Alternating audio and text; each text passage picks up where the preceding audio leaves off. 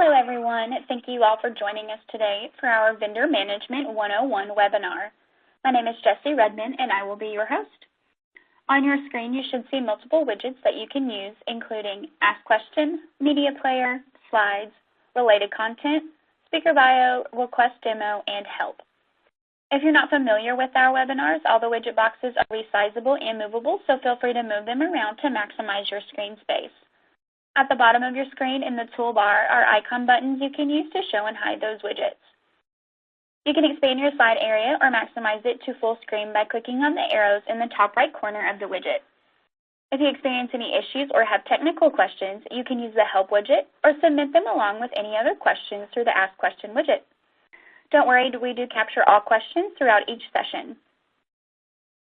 We will be answering some during the webcast, but those that we did not have a chance to answer live, we will address with you via email. Today's live session is eligible for 1 CPE credit. If you wish to receive this credit, please remember to answer all of the polling questions that will appear on your screen during today's presentation. You will also be sent a follow-up survey link 24 hours after the live session that will need to be completed in order to receive the CPE credit.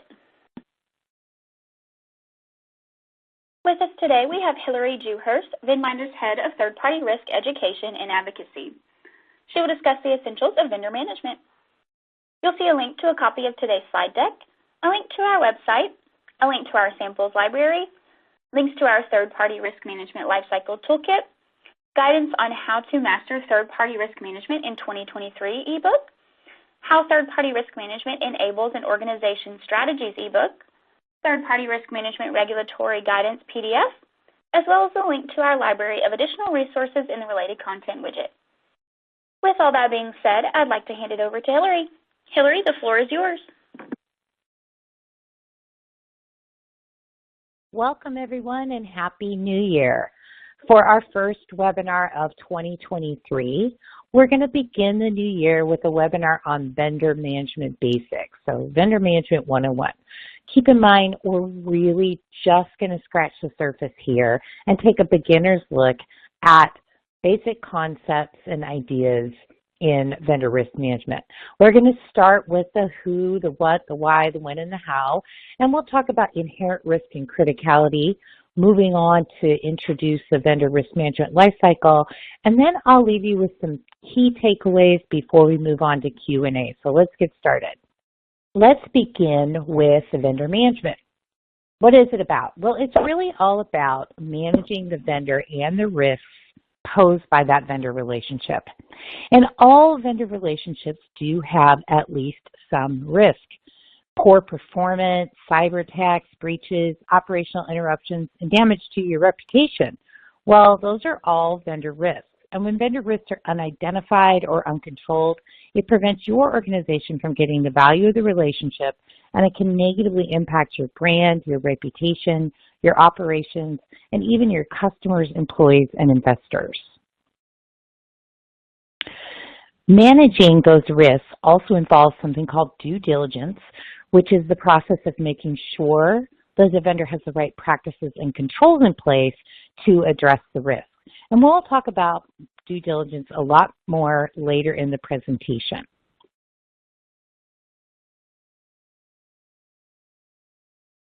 Vendor risk management is really important for many reasons. First of all, it is a best practice, but more than that, vendor management, when done right, can really improve your return on investment and even give you a strategic advantage. It also helps to protect your company by enabling better vendor selections. It can also improve your cybersecurity profile because a chain is only as strong as its weakest link. So all your great cybersecurity controls will go out the window if you have unchecked and untested vendors with access to your organization or your customers' data. Managing your vendors can also improve the service they provide because you're constantly reconfirming that they have the intended performance and the value of the relationship is continuous. And last but not least, for many industries, it is a requirement. So those are all really great reasons, but why is this necessary, especially right now? Well, first of all, 3 years after the fact, we're still experiencing the real business world changes that happened because of the pandemic. And right from the beginning of the pandemic, there was a huge can of vendor risk management worms open to the world. Not only are we dealing with the vendor risks that we always dealt with, but now those risks are exacerbated and there are new and emerging risks every day. Cybersecurity crime, for example, has significantly increased, and ransomware is also a huge issue now. We have a lot of people working remotely, and there's a lot of information security issues that come along with that. And where many vendors were very financially stable pre-pandemic, they're not doing so great now, and many have closed their doors. I don't have to tell you that every day you can look in the news and see large companies, big tech companies, laying off huge amounts of employees. But on the other side, we still have supply chain issues and labor shortages in other industries. So with all this going on, a lot of industries are also facing regulatory changes and increased enforcement. And speaking of regulations, make sure you check out our listing of third-party or vendor management regulations that we've included today, and you'll find that in the related content widget. Now, we know vendor management is important and necessary, but who is actually responsible for it, or who should be responsible? Let's start with a very popular way of breaking this down. This is called the 3 lines of defense or 3 lines of vendor management.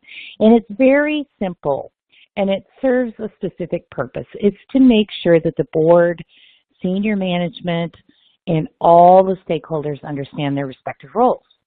So it's consisted of 3 lines. It's the first line, and these are the people that own the vendor and that relationship, and so they own the vendor risk.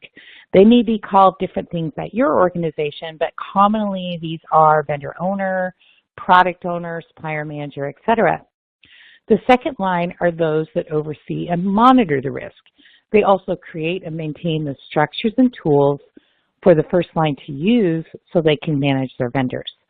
And finally, there's the third line, or audit.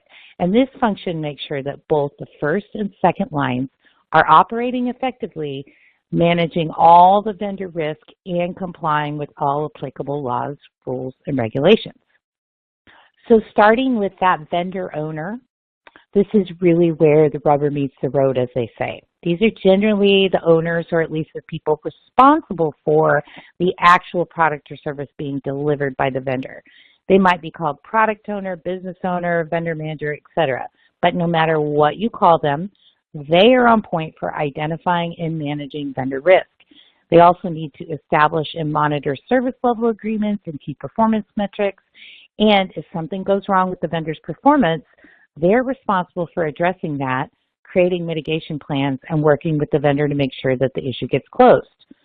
They're also responsible for identifying the exit strategy, which determines what will happen if, for some reason, the vendor becomes no longer viable. So will the product or service get moved to another vendor? Will it be brought in-house? Will it be discontinued? How long will those activities take? And what must be done to migrate to another vendor, for example? You get the idea. They are responsible for that vendor from onboarding to exit and everything in between. Now let's look at some second line roles, the first of which is your third-party risk management team or manager, vendor management team. These are the people that establish the rules and tools that make vendor management possible in the first line. They also monitor the first line work to ensure accuracy, timeliness, and quality, and they facilitate the progression of one vendor management lifecycle phase to another and keep track of what is supposed to happen when. They also work directly with subject matter experts during due diligence and risk reviews and are responsible for reporting and updating the board, senior management, and related committees. If an auditor or regulator has vendor management in scope, they will likely be responsible for gathering the documentation and other information for those audits and exams. Another important second line role is that of the subject matter experts. And these folks can be internal or external, but they are the individuals with specific skills and deep expertise in a specific risk domain, such as information security, compliance, finance, etc.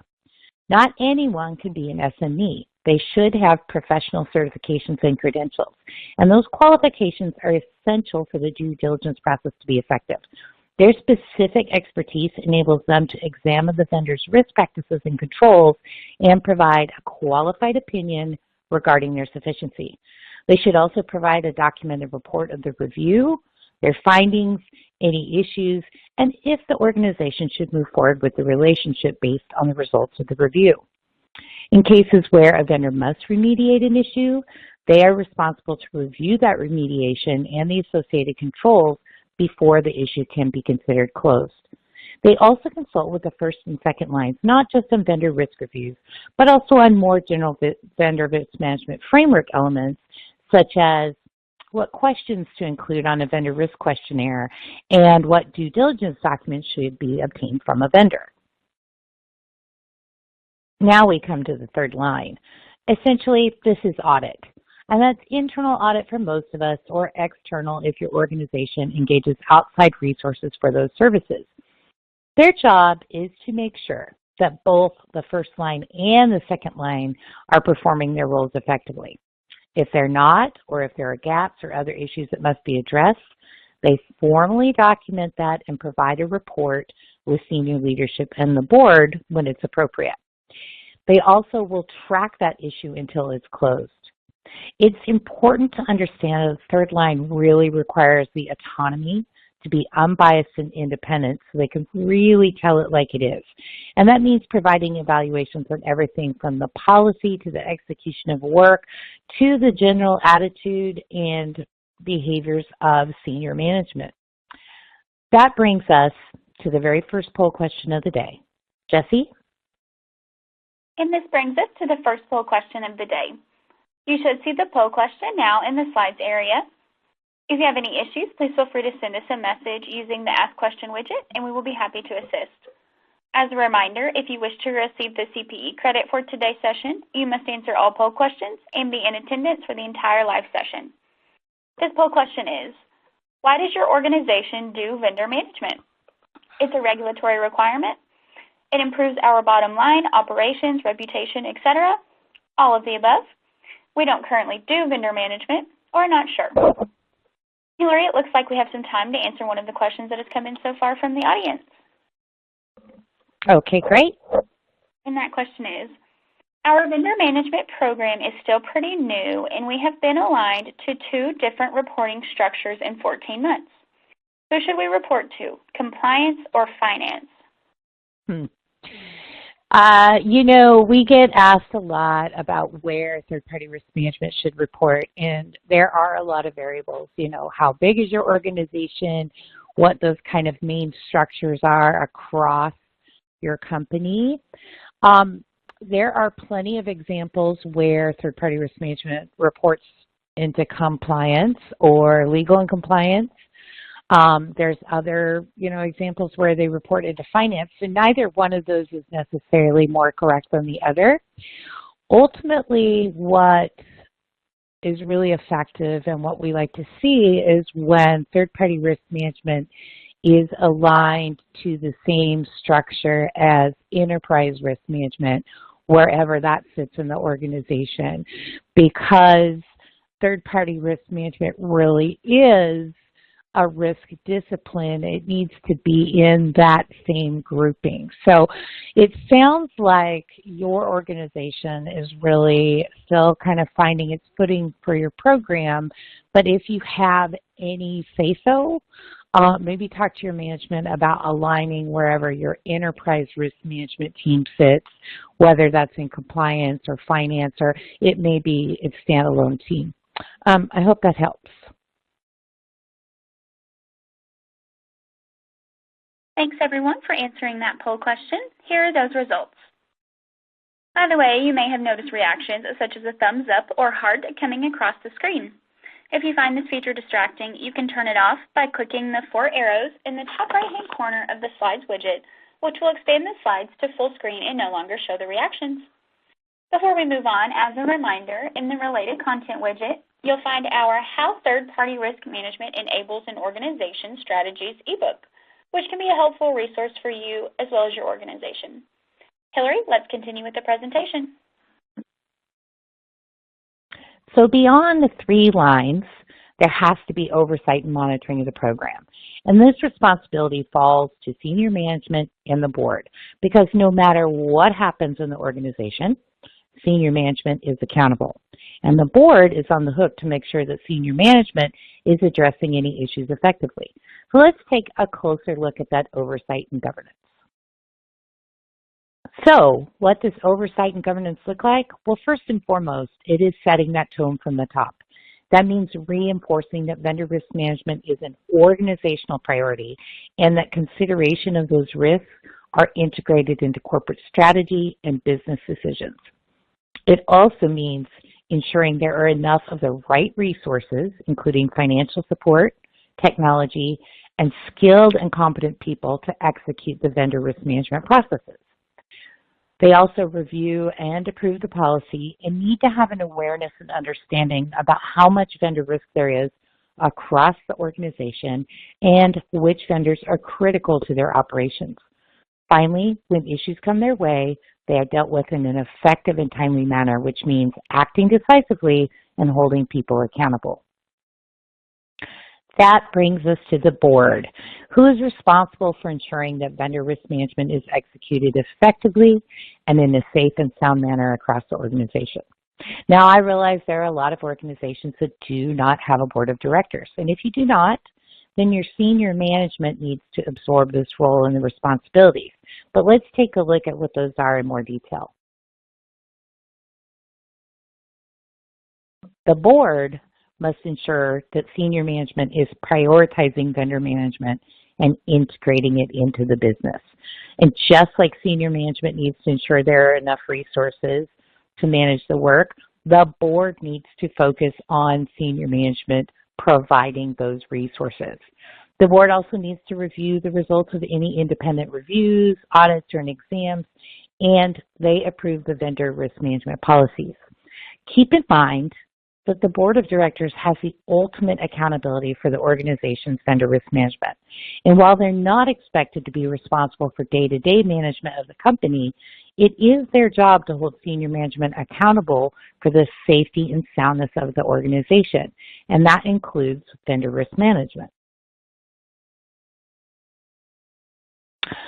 And that brings us to the regulators, which are that external oversight arm.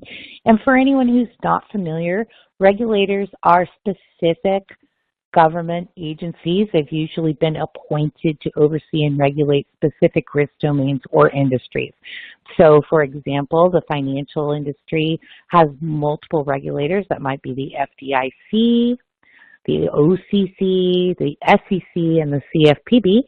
A lot of alphabet soup there. But there's other industry regulators as well. So we have the Occupational Health and Safety Administration, OSHA. We've all seen their posters in the break room, and the Federal Trade Commission. But there's also a ton of state and local regulators. So, for example, insurance is regulated at a state level. So they all have oversight responsibilities as well. While regulators do a lot of things, they're primarily responsible for setting up those requirements and guidelines to constitute safe and sound business practices for that risk domain or industry. This means that they need to compel transparency about how decisions are made in the company, and they need to monitor performance and compliance against those guidelines. They conduct audits and investigations, and when it's determined that something is wrong, they carry out enforcement actions, which can be anything from a formal notice that you need to correct an issue, to a financial penalty, to even cease and desist orders. So now it's time to introduce the third-party risk management lifecycle, or the vendor risk management lifecycle. You know, you may have seen something like this before, but represented more as a wheel or a circle. And actually, we've restructured the lifecycle here into a linear path because it really makes more sense. And it certainly makes it easier to tell where you are with your vendor relationship at any given point. You'll notice the lifecycle has 3 primary stages, which are onboarding, ongoing, and offboarding, and that these stages have multiple steps and activities in each one. Governance creates the foundation of the lifecycle, and that includes oversight and accountability, documentation and reporting, and independent review. Now, let's take a basic look at each stage of the life cycle and the steps included. So to jump into some of these elements, I think we covered oversight quite a bit earlier in the conversation and independent reviews through auditors and examiners. But let's talk about documentation and reporting. So documentation is a very essential part of any vendor risk management program. Obviously, we have our governance documents like the policy, the program document, and the procedures, but we also collect and maintain documentation about our vendors, so all of their control information they provide during due diligence, we need to keep that. We also should have documentation about our actual processes, our methodology for risk rating, our criteria for determining who's critical. All of these things should be documented. And then finally, we have reporting. And at a minimum, we need to provide reporting for the board and senior management and any risk committees. But also we should have reporting for various stakeholder groups because we want to make sure that everyone has the right data available to help them drive action and make decisions. So those are the foundational elements of governance. Now, we enter the very first stage of the life cycle, which is onboarding. In onboarding, we cover everything from the beginning of the relationship, right from that time where we determine we need a third party or vendor to provide that product or service, right up until we execute the contract. And this is often the most important stage of the life cycle as it sets the foundation for how that relationship is going to be managed throughout its lifetime. So let's take a look at the individual steps. We're probably going to spend the most time today talking about the first 3 steps of the life cycle. So that's planning and risk assessment and due diligence. So to start with planning, I want to take a minute here because it's often overlooked, but it's really important. Your planning should include formally identifying the product or service your organization requires and the benefit it's going to provide to either your organization or to its customers. And this is really important because we want to consistently evaluate that relationship based on that benefit and if it's being realized. From there, you need to determine if the product or service is going to be in scope for your program. And not all products and services are or should be in scope. For example, public utilities, media subscriptions, sponsorships, and donations are types of products or services that are not often included in vendor risk management programs. The next step is to assign an individual to serve as the vendor owner. And that person is going to be responsible for the entire vendor relationship and all the risks associated. So depending on your organization, your planning phase might also include other activities such as formalizing and approving a business case or a financial cost-benefit analysis. So once you have your vendor owner, they must complete an inherent risk assessment, which usually consists of a short questionnaire that identifies the types and amounts of risk associated with the product and service, and therefore the relationship. For example, risk assessments often look for cybersecurity, privacy, financial, business continuity, reputation, operational risks, and more.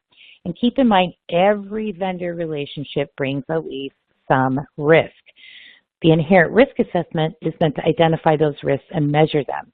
And it's really important to note here that the inherent risk assessment measures the risk without any consideration to existing or potential controls that can reduce the likelihood, occurrence, severity, or impact of those risks.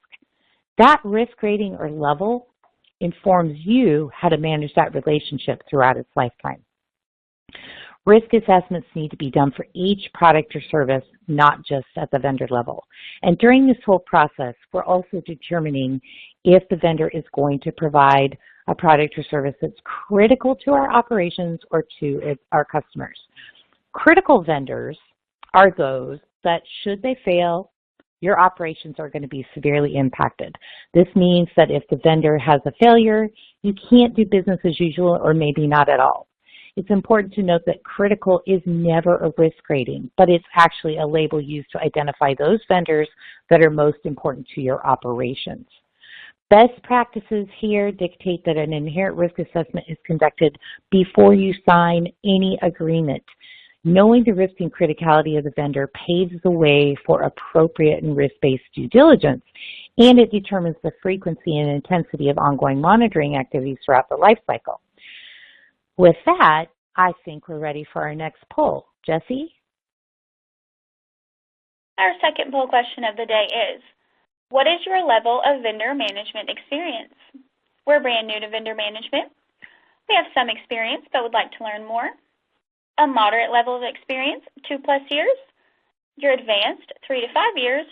A pro, 5+ years, or other. And Hillary, I think we have another question here that I think we could go ahead and answer. All right, let's do it. Great. Could you talk more about residual risk ratings and how to use them?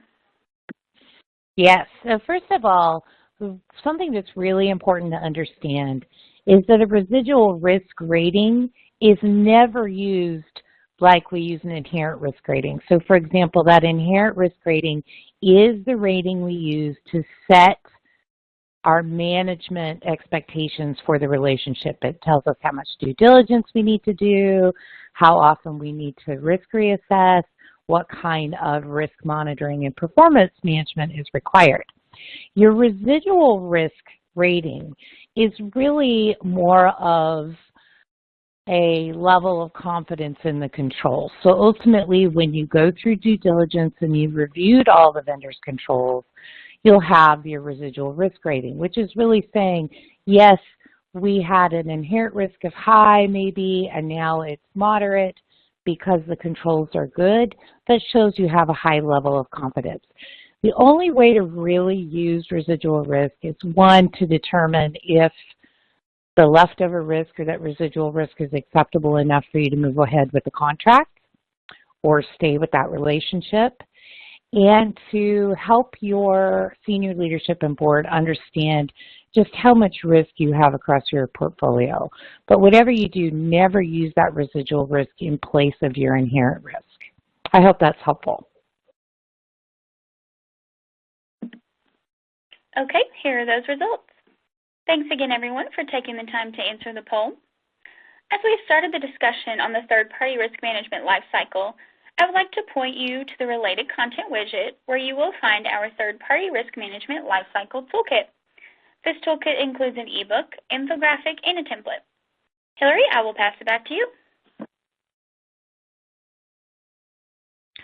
Now that you've established a risk rating or level through your inherent risk assessment, and you know if your vendor is critical or not, you can proceed to due diligence, which is the process of validating that the vendor is a legitimate business entity with a solid reputation and that they have the right practices and controls in place to address those inherent risks.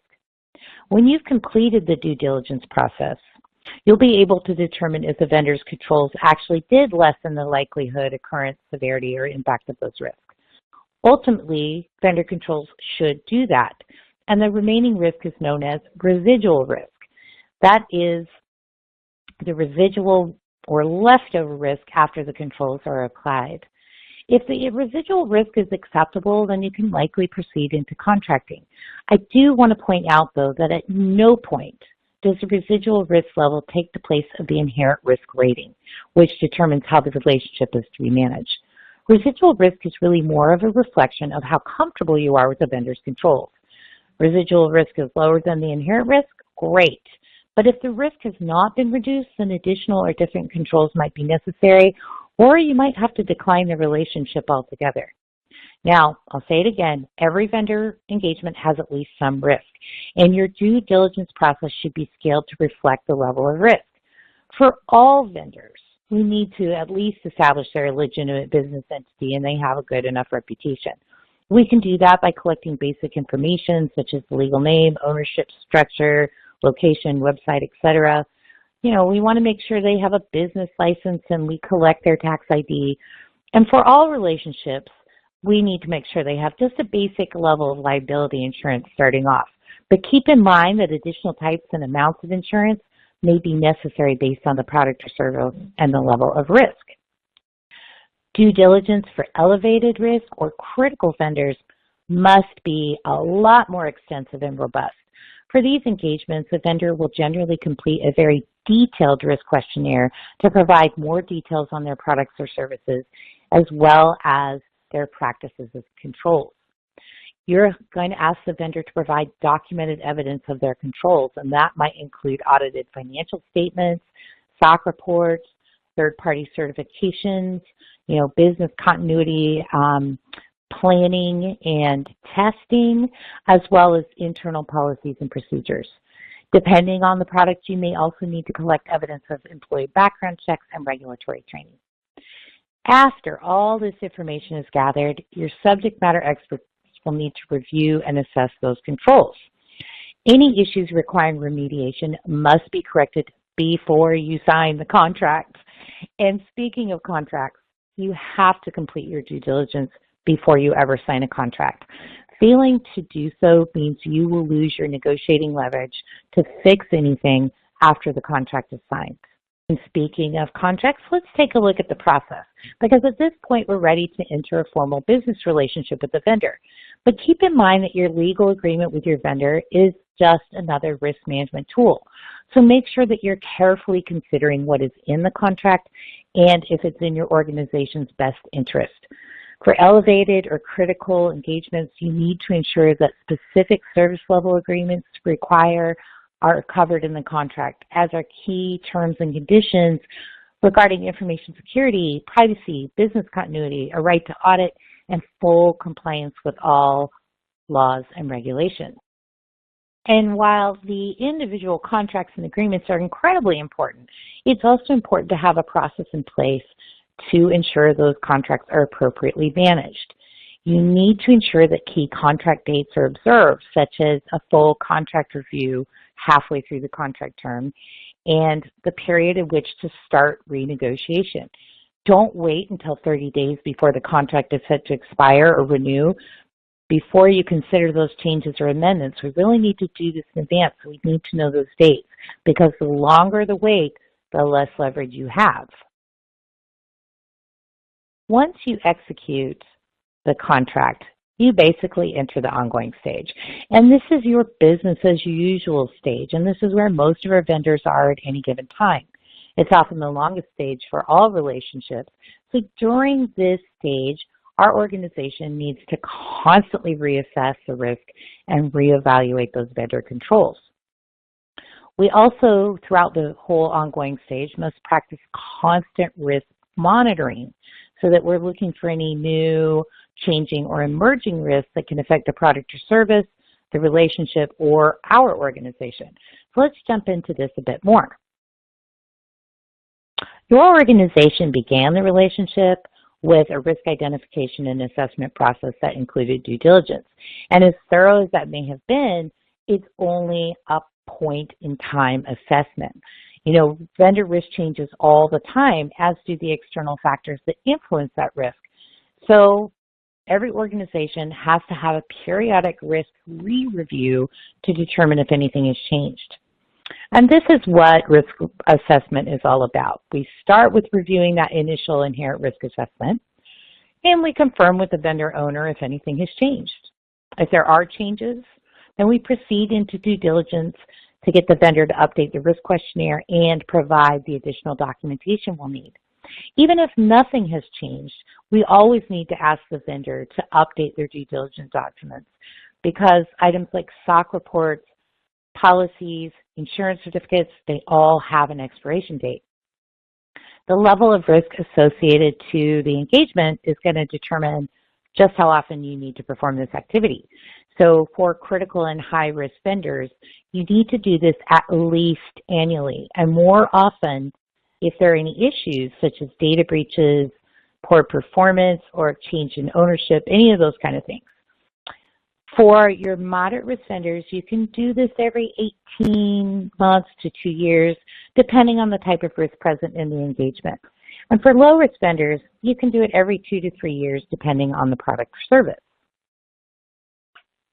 In between the formal risk reassessments, we still need to remain vigilant and keep our eye on any indicators that risk is changing. We do this through ongoing risk and performance monitoring.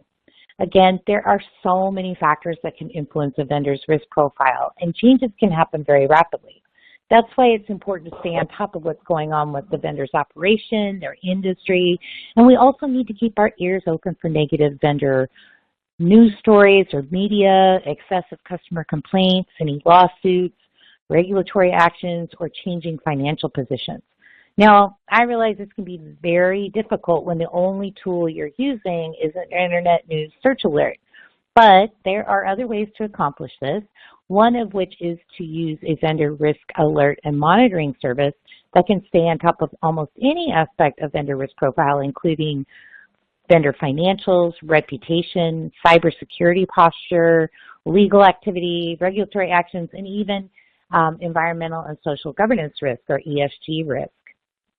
In tandem with that risk monitoring, we have to practice regular performance management. Again, we brought this vendor on for a reason, and they should be providing a benefit to our organization. Performance management is the process of constantly evaluating the relationship and determining if the benefit is outweighing the risk and that we're getting a real value from the relationship. Performance management also involves making sure that service level agreements are being met, that products and services are delivered with the expected cost, quality, and within the right time frame. And it gives us an opportunity to intervene early when small problems pop up, just to make sure we catch them before they become major issues. Now, assuming that the relationship is good and the vendor's meeting expectations, when the contract comes up for renewal, you'll probably want to go ahead and renew the contract. But we need to make sure that we're thinking about contracts kind of throughout the whole process, and we're thinking about it way before those contract renewal comes up.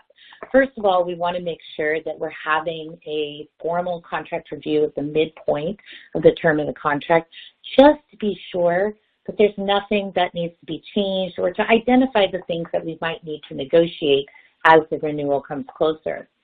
We want to make sure that we have a good practice in place to monitor all of those key dates and make sure that we have adequate time to either go ahead and prepare for the negotiation or to prepare for a termination. And just like anything else, as part of your contract renewal, as you're getting ready for it, constant communication and dialogue with your vendor is really important. And just to dovetail into this process, and we're talking about risk reassessment and monitoring and preparing for contracts, I want to reiterate the periodic due diligence, the importance of it, that we are periodically collecting and updating all those documents. So even if nothing has changed, it's always a good idea, especially before heading into a contract renegotiation or a contract execution, that your due diligence documents are update and complete as can be. So certain information, remember, like SOC reports and insurance certificates, they do expire, and we don't want to sign a contract on an expired SOC report, for example. Keep in mind that you should follow the same cadence for your periodic risk assessments for due diligence, but there are times when you can ask for it just sort of off the cuff, and again, that's before any contract renewal. If they're having any performance issues, or there's been any changes in the company's ownership, or material regulatory changes. So all things eventually come to an end, and that's true for vendor relationships as well.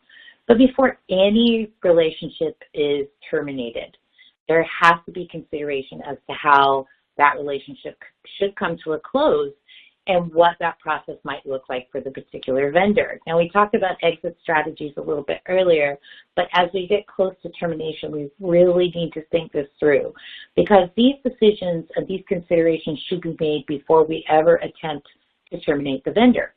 Now, a lot of us think that once the contract term is ended, great, we just need to put away the contract, but that isn't necessarily the case. For elevated risk or critical vendors, we absolutely need a detailed exit plan and timeline. So let's look at those details a little more closely. You know, vendor relationships end for a variety of reasons. It could be just the natural end of the project, the contract's expiring, or maybe you just want to move on to bigger and better stuff, get a different price, a different product or service. But sometimes contracts are terminated for cause because there's been a breach of contract, the vendor's been acquired, or their business strategy is no longer compatible with ours.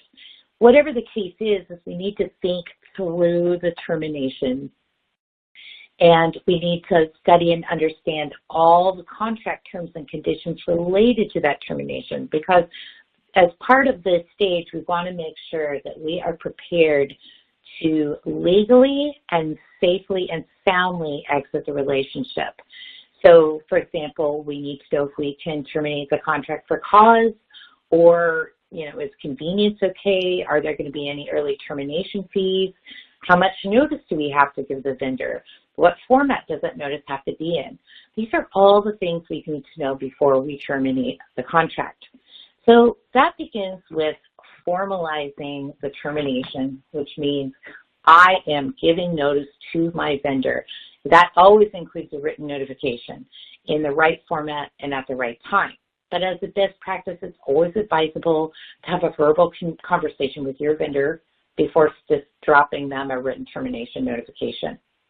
Once that notification has been delivered and it's clear that the vendor accepts it, you can start to begin executing your exit plan. The exit plan is a detailed list or a project plan of all the activities that need to occur to safely close that relationship. Ideally, this plan is formulated at the same time you're bringing the vendor on board. And the reason for that is everything that you need to do to bring that vendor up and running, you often need to reverse to offboard them. Your exit plan should have detailed information about the roles and responsibilities of both your organization and the vendor during an exit, and should always include and consider very important activities such as revoking vendor access to your networks, your data, or your facilities, and making sure that any sensitive or confidential data is returned or destroyed. We also want to get back any physical assets or intellectual property. We need to make sure that the exit plan also has contingencies, because it's not really that uncommon for vendors who know they've already lost the business to sort of check out of the process early and not meet all of their obligations. Even though you've executed your exit plan perfectly and you think that you're ready to be completely done with the relationship, there's still one really important step that needs to happen, and that's your official closure. This means addressing all the administrative details that surround exiting that vendor. That includes carefully reviewing all your invoices before you pay them. And I cannot stress how important this is. Personally, I have seen vendors add additional, very strange charges on final invoices that were never agreed to in the contract, just figuring someone's going to sign off and approve it. Make sure you review those invoices before you pay them, and let your accounts payable know when the last invoice is approved, and not to approve or pay anything past that particular invoice. From there, you also need to think about where your vendor is sitting in all your systems. So it's not just your third-party risk management system. Your vendor might have a record in, say, your information security access system, or your procurement, or your accounts payable system. The vendor record needs to be updated in every system to reflect the current status of the vendor. And as a final step, all vendor records and documents must be organized and archived appropriately so that you can get them or access them if you need to in case of an audit or exam or some other reason. Now, we've talked about vendor closure, we've gone through the life cycle, and we are at the very last poll of the day. Jessie? Our next poll question is, does your organization currently follow the third-party risk management lifecycle? Yes, somewhat, no, or you're not sure. Hillary, let's go ahead and answer another question from the audience. All right. And that question is, do we have to do everything in that risk lifecycle? We aren't regulated, and right now we only do due diligence for vendors with access to data. what are other must-do lifecycle activities? Well, it's a great question, and I'm glad that you're doing due diligence for your vendors that have access to data. But in truth, the life cycle sort of end-to-end is really must-do. It may be that you guys are just starting out and you've chosen to select this group of vendors as maybe being the most risky, but if you go through the life cycle and you really start with that inherent risk rating as a minimum, you'll need to understand the risk that exists in all your vendor relationships. And sometimes it's not always obvious until we sit down and think about it.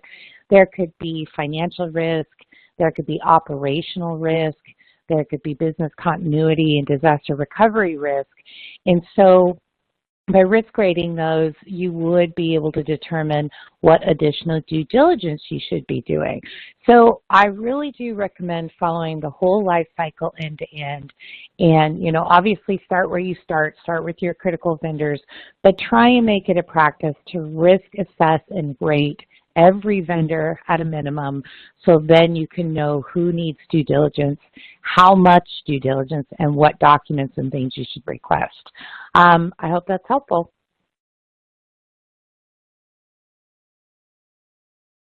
And here are those results. Thank you, everyone, for answering this question. It's always interesting to see what everyone says. Quickly, I would like to point out that we have our guidance on how to master third-party risk management in 2023 ebook available for download in the related content widget. You can use this resource as a roadmap for the 2023 year. Let's continue with the presentation. Back to you, Hillary. Now, I know we've covered a lot in today's presentation and at the same time have only scratched the surface of these details, but I do want to leave you with some key takeaways before we go to Q&A. The first one is that oversight starts at the top. Your board and senior management need to be engaged with third-party risk management or vendor management. You should be following that third-party risk management lifecycle. It is a best practice, and it is the perfect roadmap to help you and your organization determine the right steps to take and the order in which to take them. With that, you need to make sure that roles and responsibilities are really clear for all the stakeholders, that they know how to perform their duties. We also make sure that you're not using critical as a risk rating. It is only a way to identify the third parties who are most important to your operations. So please don't put critical as a risk rating. Okay, inherent risk is also that naturally occurring risk, and we're always thinking about inherent risk before we think about any of those controls. And inherent risk, your inherent risk rating, is the device that tells us how to manage that vendor moving forward, how much time we need to spend with them, how much due diligence we need to do, how often they need to be monitored, etc.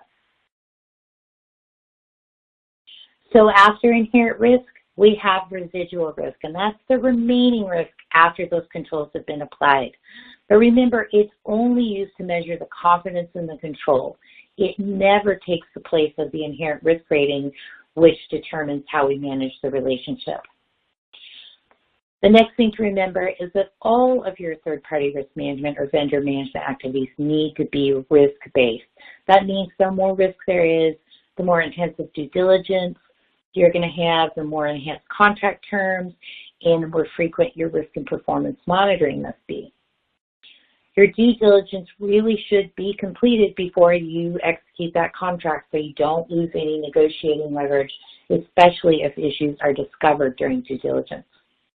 Risk reassessments and due diligence should occur annually for critical and high-risk vendors. That is kind of non-negotiable, and examiners in particular will hold you to it. And finally, risk and performance monitoring are essential all the time. So with that, I thank everyone for attending, and now we're going to turn back over to Jessie for some Q&A. Great, thanks so much, Hillary. Before we dive into more questions and answers, I'd like to thank everyone for attending. I'd also like to thank Hillary for her time and sharing some really important information.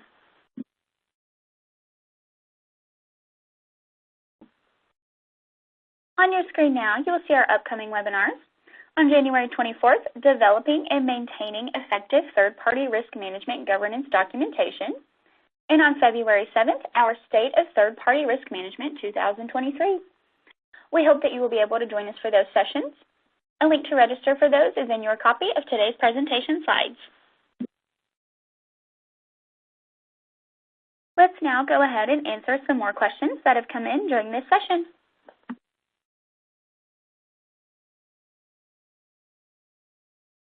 Okay, Hillary, the next question is, who should write the third-party risk management policy? That's a great question. So generally speaking, that third-party risk management owner, the director of third-party risk management, should be the one writing, maintaining, and owning that policy. That's not to say that they shouldn't get feedback from other stakeholders and really consult with their management and other risk domains around the company. But actually, the person who owns the program is the person who should write and own the policy. Perfect. Next question.